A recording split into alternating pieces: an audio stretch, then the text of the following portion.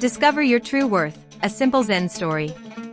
In a small village nestled between mountains, there lived a humble old monk named Master Toshiro. He was well respected for his wisdom, and many villagers came to him with their problems. But despite his reputation, Toshiro lived simply, in a small hut surrounded by nature, teaching mindfulness to those who sought peace. One day, a young man named Hiro arrived at the temple. He was frustrated with his life, unsure of his value. He had spent years working hard, but he always felt unappreciated and insignificant. Feeling lost and worthless, Hiro had come to Master Toshiro in search of answers. Bowing respectfully, Hiro asked, "Master, I feel like no matter what I do, I'm not valued. People overlook me, and I often wonder if I have any worth at all. Can you help me discover my true value?"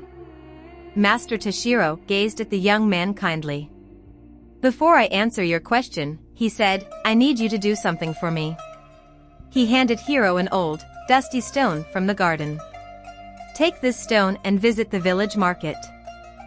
Show it to the merchants and ask how much they would be willing to pay for it, but no matter what they offer, do not sell it. Come back and tell me what they say."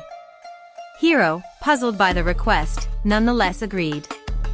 He took the stone and headed to the village market. His first stop was the fruit vendor. Holding out the stone, he asked, "How much would you pay for this stone?"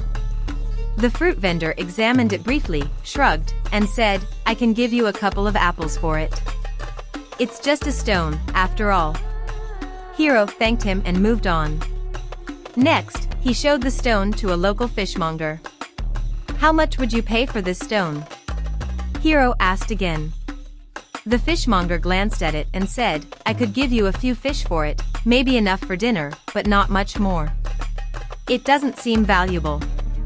Feeling discouraged, Hiro continued showing the stone to different merchants. Each gave him similar offers, a few coins here, a small amount of goods there, but nothing significant. Everyone saw the stone as something ordinary, not worth much. Hiro returned to the temple and recounted his experience to Master Toshiro. "No one in the market thought the stone was valuable. They offered me very little for it," he said, feeling disheartened. Master Toshiro smiled and nodded. "Now, I want you to take the same stone and visit the jeweler in the village.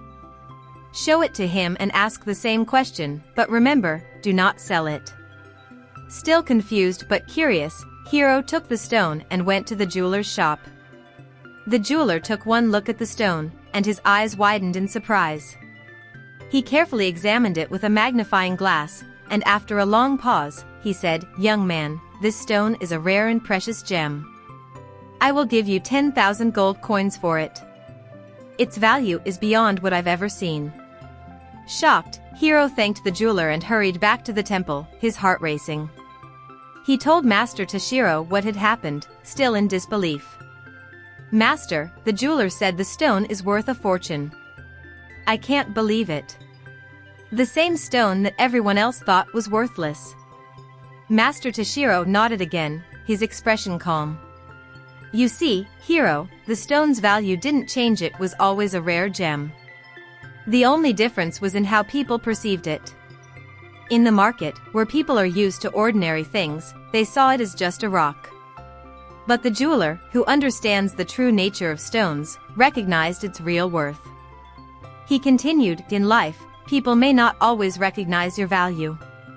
They might see you as ordinary, or not worth much, just like the merchants in the market saw the stone. But your worth is not determined by others' opinions. It is determined by your true nature, by who you are. Sometimes, you need to be in the right place, among those who understand and appreciate your value, to see it clearly." Hiro sat quietly, letting the words sink in. He realized that he had been seeking validation from the wrong sources, people who couldn't see his true potential.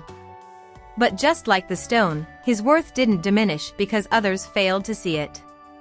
It was always there, waiting to be recognized. Master Toshiro smiled warmly at the young man. "Remember, Hiro, your value is not defined by others.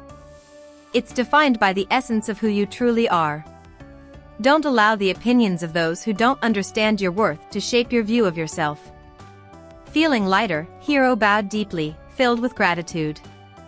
He left the temple that day with a new sense of confidence, ready to embrace his true value, no longer seeking validation from the wrong places. And so, the lesson is clear: your true worth is not determined by how others see you, but by your own understanding of who you are.